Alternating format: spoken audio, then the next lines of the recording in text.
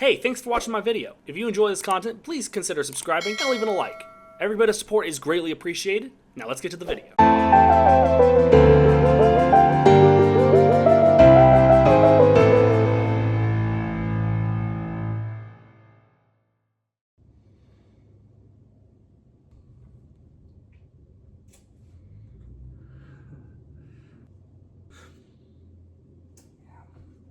Come on, honey, how would we have known?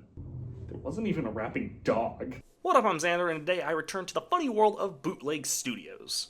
But today I'm actually going to go through something a bit more complicated than the traditional bootlegger. A while back I tackled most of Dingo Pictures stuff, and ever since then I've been asked to cover another company that apparently specializes in terrible bootleg content.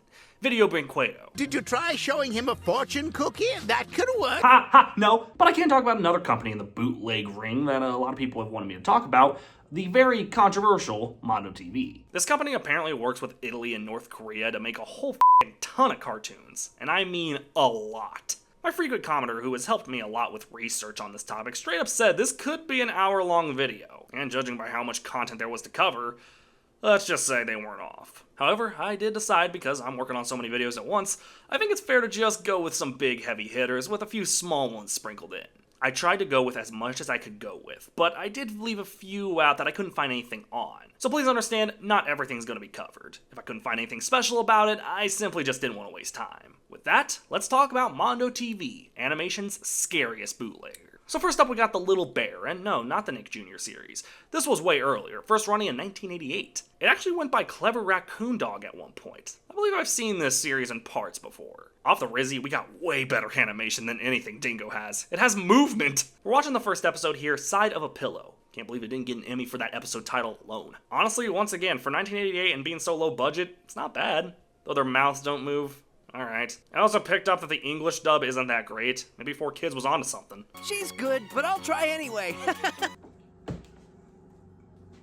Ah! Get your tickets to the big acrobat. Jeez, slow down, girl. Those tickets aren't going anywhere. Ma'am, you dropped your purse! Ma'am, you dropped your purse! So the only character I know the name of for sure is this cat character who I believe is just called Kitty.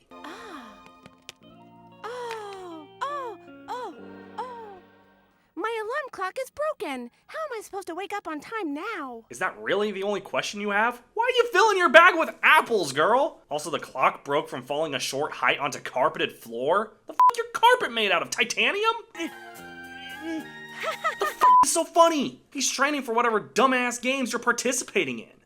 Is it cause he's fatter? Fatphobic shit. So this is Raccoon. Okay, so far, the cat's name is Cat, the raccoon's name is Raccoon, so I can guess the bear's name. Of course, Kanye West. And I wonder. He lets her borrow his clock while he fixes hers. You know, you're really special. A true friend through and through. And as all true friends do, I'm rubbing all over you in a suggestive manner. Oh my god, bitch, calm down, it's a clock! Look at this bitch, she's frolicking like she's in the damn Shire. Look at her thanking him without him being around. Okay, they get together, right? I'm not watching this entire thing to find out. Now, how do I thank Raccoon? This is a kid's show, right? Look, what is going on? Okay, so the plot of the episode is that they're all about to participate in this acrobats festival. I will say the animation is way better than it has any right to be. But the pacing is so hilariously bad with the dub.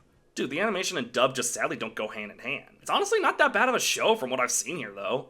As far as I'm concerned, it's easily better than anything Dingo's put out. Though, for being named after the bear, he's almost never in it. But I should mention the show got a major animation upgrade past its 60th episode, so let's see how that is. Now, let's go with a random episode here. Number 69, nice. 이 여우가 살 좀 붙여줄까?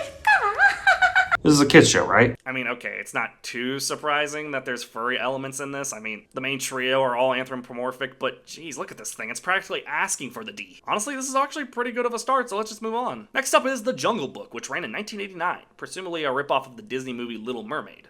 Wake up, a new day is dawning. There's beauty and happiness everywhere. Okay, I gotta say, if this is somehow a bootleg studio, it has way more effort put into its products than Dingo. And honestly, the animation is still better and the dub is definitely better than Little Bears. It follows a boy named Mowgli, presumably designed by rejected Ghibli artists, as he becomes attached to the jungle. Honestly, it's better than it has any right to be. Except for Baloo's muscles here. Yeah, look, there's a lot of Disney characters I find hot. I don't need to add Baloo to that list. Honest to God, watching the first episode, it's actually kind of okay. Again, not bad, and it captures the anime style pretty well.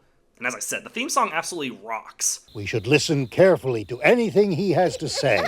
I cannot see. The designs of the characters is the only real difference I see with this adaptation compared to, say, Disney's. These designs are simpler, but clearly have a lot of love put into them. I don't know, again, it's not great, but it has that little bit of effort and a way better dub than the last one, where I can't say it's awful. Next up, we got Robin Hood. Robin Hood's a bit different than I remember. Yeah, this is boring as f***. I'm sorry, y'all, I got nothing here. The first episode here is titled Birth of a Hero. Prepare to die.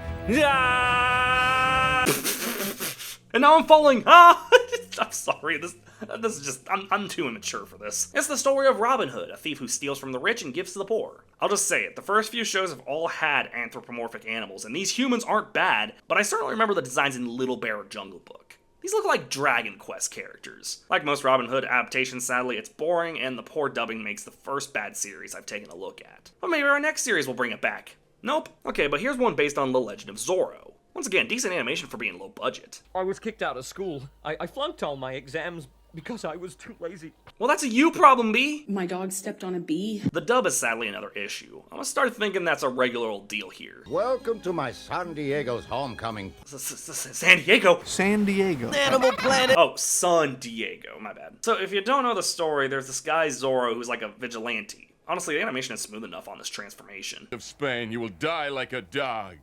Chiquita. The fuck was that? Okay, yeah, the dub is bad. It's actually the worst it's been so far, and that's saying something. But again, the animation on Zorro is smooth as it can get. Honestly, better than it deserves. Zorro. Hey, Zorro.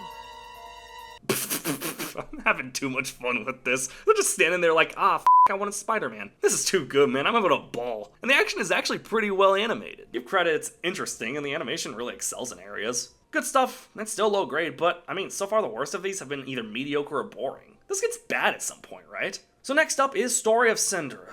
Once again, some crazy solid music for the opening. These are anime openings, man, they slap. There's a lot more visually impressive than Cinderella was, if I remember correctly. If you're wondering how something like Cinderella, a story that is incredibly simple and to the point, could be stretched to 26 episodes, then you got me, because I don't have a single clue. Well, maybe the first episode can explain. The explanation is that they drag ass. Oh my god, this is one of the most boring and long 26 episodes I have ever watched. As a matter of fact, this is the only one that I watched to the end to see if it ever got interesting. But yeah, there's nothing to it. Just like the Disney movie, which mind you, runs for an hour and 14 minutes, Cinderella isn't interesting enough for something like this. Oh great, title card. I won't become a splendid young lady. At least the Disney movie could spell. Visually, it's not even appealing. I'm starting to miss stuff like Clever Raccoon Dog or Jungle Book where the designs were appealing to look at, because I'm starting to think this company can't handle human characters. It's kind of the opposite issue of Dingo, where their animals all look kind of weird and the humans are simple. The humans look all the same, but the animals have visual appeal. It's boring, dude. Like Robin Hood, it just doesn't have much. Next up, we got Simba the King Lion. Are we fucking serious? Really? Right in front of my copy of Scooby-Doo 2 on the PC? Unbelievable. Amateur hour! Dude, the episode just started. I still got 23 minutes. So this is like if Mufasa dying wasn't in the first 20 minutes, but the opening scene.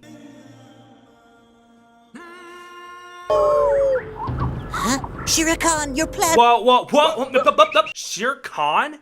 That's the Jungle Book. That was the villain of both the movie and the Jungle Book itself. Is this a sequel to the Jungle Book series they did? That's even the same hyena who does his bidding. It's so weird. I'm gonna go ahead and say I'm starting to see a downfall. Especially since this is the 4th or 5th series with bad dubbing. If this is a mock-up of Lion King, why does it have characters from the Jungle Book? Do the people who made this think the Jungle Book was a sequel to the Lion King? Film theory, that shit. Okay, next we got Simba Jr. goes to the World Cup. My credibility is ruined. This is the weirdest goddamn series so far. So it's the World Cup, both animals, including Simba Jr. His name was Kion, get it right. It's such a weird premise, and the title makes me think of those Go Animate shorts from the early 2010s on YouTube. Just add gets grounded at the end and you're dead on. It's you or me. Only one of us is gonna leave here alive. Okay, so these dubs don't get better. So this is a mix of Simba's looks and Kovu's color scheme. He's assembling a team to face in the World Cup. Oh, with pleasure. This is going to be so exciting. You know what? I'm actually missing a Iago from Dingo's Aladdin. I can't believe this company made me say that shit. I will say I'm glad we finally got something so bizarre and so weird I kind of respect it. It's nothing like the others so far, save for the horrible dub,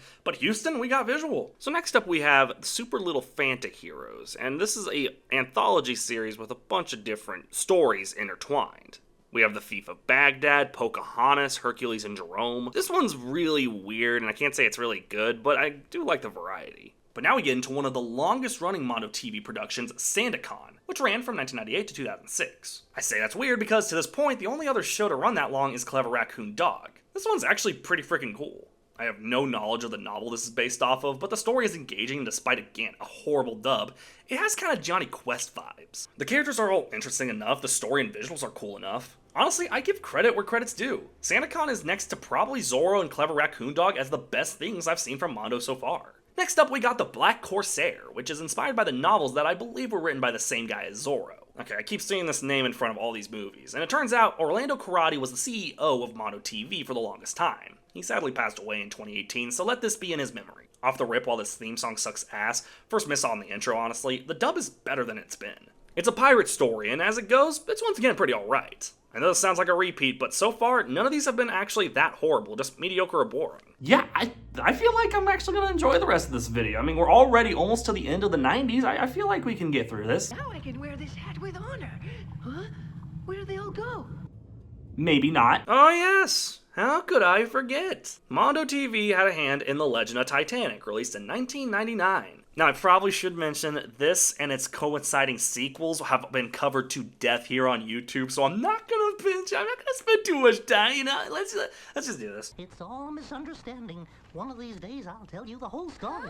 The people who died on the Titanic? I don't think that was misunderstood. The only thing misunderstood about the Titanic was James Cameron's dedication to have Leonardo DiCaprio on it. Yeah, so weirdly enough, this film actually has a similar setup to An American Tail, where it follows mice getting on a ship, but the comparisons to that masterpiece stop right here. While the animation is fine, you really couldn't tell it was bad from a certain angle, the voice acting is at its absolute worst. The dubs haven't been especially great to this point, which is what I say when I play Fortnite, but this is the pinnacle, dude. Is that you? What the fuck is that? A puppy octopus? What freaking nature? This film had to be made by people who were high. No way in hell this kind of imagery comes to the vision and there wasn't weed involved. It's weird, and so are all of you if you don't subscribe. You're especially weird if you don't hit that noti bell and like the video. 40 likes and I'll do something weird, I don't know. We're back on the TV track though with The Great Book of Nature.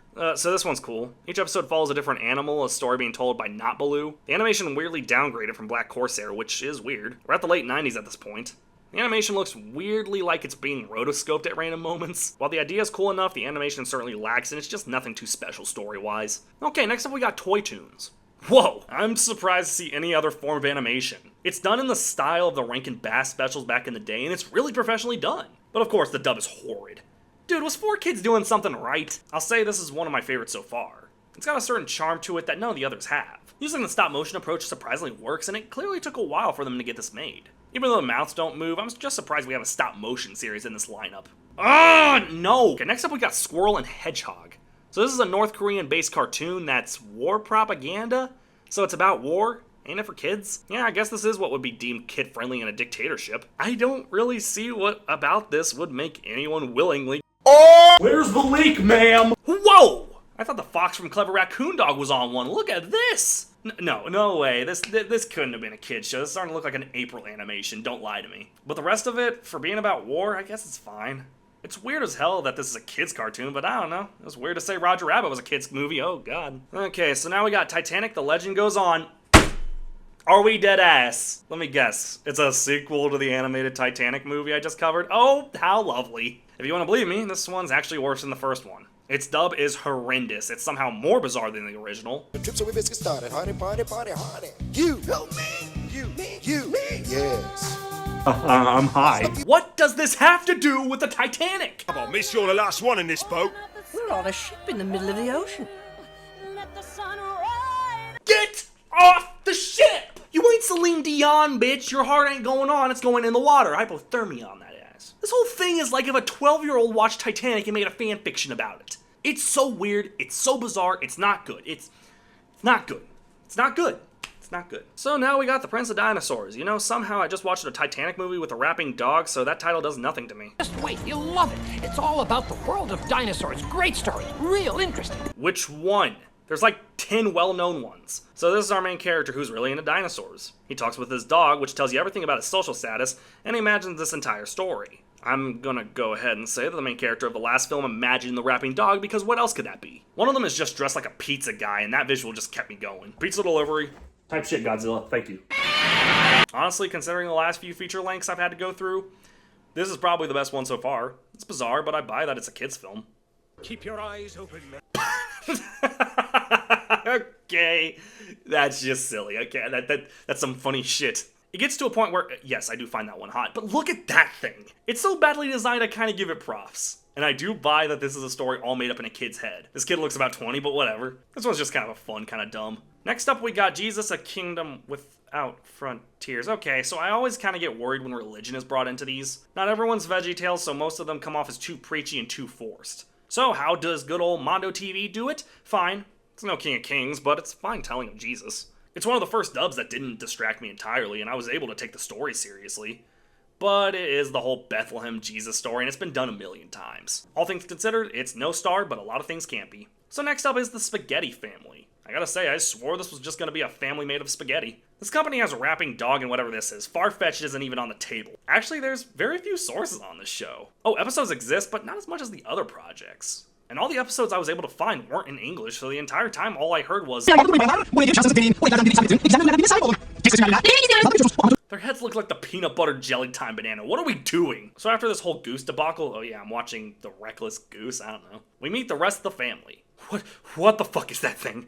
I'm pretty sure it's illegal to own foxes, y'all. At least it is for me. Doof? What are you doing here? I just wish I could understand what's going on. Weirdly, the lack of an English dub confuses me more. The Spaghetti Family is strange, one of the weirder ones I checked out, but at least I remember it. So I know I just said that religious cartoons could come off as weird and bad, but this one's especially so because it's not just Jesus' time. It's multiple Bible stories. As a matter of fact, people don't even call this the Old Testament here on YouTube. Even Cartoon Channel, the place where you can find most of Mondo's content, calls it Bible stories. This is a collection of episodes based on old Bible stories like Adam and Eve, Cain and Abel, Noah's Ark. And as far as they go, they're pretty alright. Much better than the Jesus cartoon, as it does have variety. They do tell these stories incredibly simple, but I think this one works alright. So next we got fuck. Every time this damn company has touched this ship, it's been some of their worst. And sad to say, it continues. This one's mad disrespectful. They search for the Titanic, and it literally opens with this. Yes, I'm afraid so. It seems to me there are a lot of nasty-looking sharks out there. I guess it was established the dog can talk. You know what? If a dog can rap, why not? Also, talking mice, let's just get a move on. Like, do they all have prison hats? Whoa, way better visuals than I was expecting from Mondo to put out. I was surprised they pulled off the Rankin Bass visuals with Toy Tunes, and that shit was 40 years old at the time, and it was made on a shoestring budget. Put up a picture of Manny from Ice Age, I don't know. Put up Clarice, there we go, yeah. Put up Clarice, yeah. Underrated. She was the real, yeah. Yo, look at my teeth. They're so sharp. Nope. Oh, great, he's back! You know what? Nightmare Fuel was running low. No, seriously, come with me. Y'all thought I was kidding, huh? We actually switched to Nightmare Fuel. Switch to Nightmare Fuel, they said. So, fucking somehow, mermaids get involved, and oh, thank God, the puppy octopus is a main character. Actually, it's worth noting that the original title of this film was Tentacolino, which is apparently this character. Oh, he's not a main character, he's the main character. Oh, thank God, I was hoping he would be. Help, I'm dead. Dude, the dog's my favorite character. Oh, Atlantis! I thought this was about the Titanic, y'all! It looks like Mike Tyson. What the fuck is going on? This shit isn't slowing down. Well, why is Weasel here? Actually, listen to the ending song here. The prince of all my dreams, what I feel for you is beyond all the sea. Okay, just play the Celine Dion song. I know it's copyright, but the Titanic should be you after watching these 3 movies. I gotta say... Okay, listen, this is easily the weirdest one, but for that, it's the most entertaining. Alright, the Nimbles. Whoa, CG animation? This is new territory. They all look ugly, but it was 2004, give them a break. I gotta say, despite the dated animation, this is one of the better projects I've seen tonight. The dub is fine, the writing is decently funny for kids. Honestly, I have very few notes because this one is solid. If this was made by a better company, I could see this being remembered. But that doesn't mean it's not good for what it is. Next up is Pteranodon. This is another feature length, and it's boring. Oh, boo-hoo, motherfuckers, what you want, a full-on review? This is one of the longest scripts I've ever written. Pteranodon is a Chinese opera, but you couldn't tell that because the way Mondo presents it is really bad. I know it sounds repetitive, but most of the feature lengths have nothing to offer, I'm afraid. Well, maybe Farhat will give us something to work with. This one was one of the longer-running shows, running a whole 5 years. Intriguing. Farhat is weird, but most of these are. This dub is quite bad. Farhead is one of the worst dubs I've seen yet, and yes, that is a standard. A koala computer? Oh, Daddy, you're quite the most stupendous thing ever. Wait, that's just how British people talk. Maybe they're onto something. This one's got me laughing my ass off. The dub is horrible, but that's kind of the charm. Okay, so next is Felix All Around the World, and may I say, this one's tolerable. Actually, I think this is the first Mondo TV feature that I actually kind of see a passable experience. It's cute enough, and the characters are likable. Felix's voice could have gotten on my nerves, but I give he's supposed to be kind of annoying, and he more comes off as kiddish annoying, so I think it works. Thankfully, I can finally say, good job, Mondo, you have a 6 out of 10 feature-length film. Okay, maybe Padre Pio will lift my spirits. They don't have that old saying for nothing. Once again, boring as balls. It's just another old story adapted to animation, and speaking of which, this repeated art style is starting to wear on me. I'm missing stuff like Toy Toons or Nimbles, where at least they switch it up. I don't know what you want me to say about Padre Pio, but I will say it's Padre B-O. Fuck. Next up is Winter and the Golden Child. I'll say, finally, we got one that stands out. For the wrong reasons. It's one of those really bizarre ones that actually does have some sort of personality, unlike the slew of ones that had nothing. The designs at least look unique and aren't just the same character models over and over. This one is just freaky though.